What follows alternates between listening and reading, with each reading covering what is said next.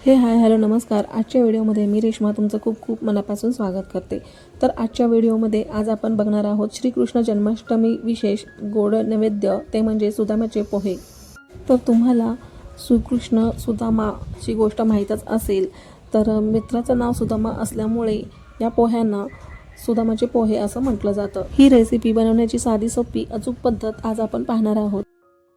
सुदामाचे पोहे बनवण्यासाठी इथे मी 1 कप जाड पोहे घेतलेले आहेत। आपण जो कांदा पोहे बनवण्यासाठी जो पोहा वापरतो तेच इथे आपल्याला पोहे घ्यायचे आहेत।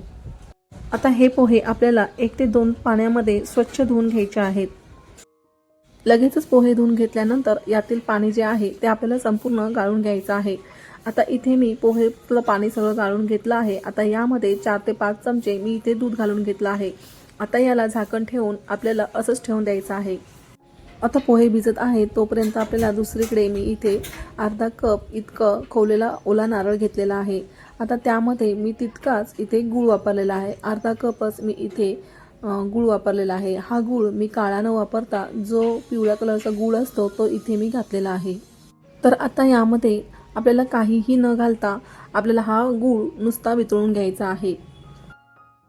तर या ठिकाणी मी भाजलेली खसखस पण घालून घेतलेली आहे। तो व्हिडिओ माझ्याकडून स्किप झालेला आहे, तर तुम्ही खसखस सुद्धा यामध्ये जरूर घाला। तर हा गूळ वितळेपर्यंत आपण दुसरीकडे एक प्रोसेस करून घेऊयात। तर यामध्ये अजिबात पाणी न घालता आपल्याला हा गूळ फक्त वितळून घ्यायचा आहे।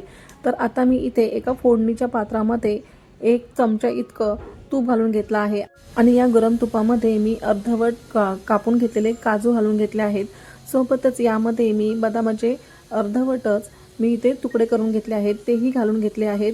आता याला काही सेकंद मी परतवून घेतलं आणि लगेचच गॅस बंद करून याला साईडला करून घेतलं। तर आता इथे तुम्ही पाहू शकता आपला गूळ छान वितळला गेलेला आहे आणि आता आपण यामध्ये हे आपलं जे ड्रायफ्रुट्स होते ते यामध्ये मी घालून घेतले आहे। आता यामध्ये छान यामध्ये मिक्स करून घ्यायचं आणि यामध्ये आपण जे भिजवून घेतलेले पोहे होते ते यामध्ये आपल्याला घालायचं आहे। तर या गुळामध्ये मी अजिबात पाणी घातलं नाही, हे लक्षात असू द्यात। तर आता या स्टेजवरती आपल्याला हे पोहे घालून घ्यायचे आहेत आणि याला छान असं मस्त म्हणजे अगदी हलक्या हाताने खालच्या तळापासून आपल्याला हे पोहे व्यवस्थित हलवून घ्यायचे आहेत।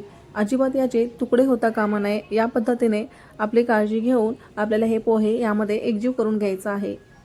पोहे घातल्यानंतर गॅसची फ्लेम मंद करून आपल्याला हे पोहे मस्त छान असं परतवून घ्यायचे आहेत। आता छान असं हे छान एकजीव झाल्यानंतर आपल्याला मंद गॅसवरतीच आपल्याला झाकण ठेवून याला 1 ते 2 मिनिटं वाफ काढून घ्यायची आहे। तर बघा, पिवळा गूळ मी इथे वापरल्यामुळे याला छान असा कलर आलेला आहे। जर तुम्हाला काळा गूळ वापरायचा असेल तर तुम्ही घालू शकता।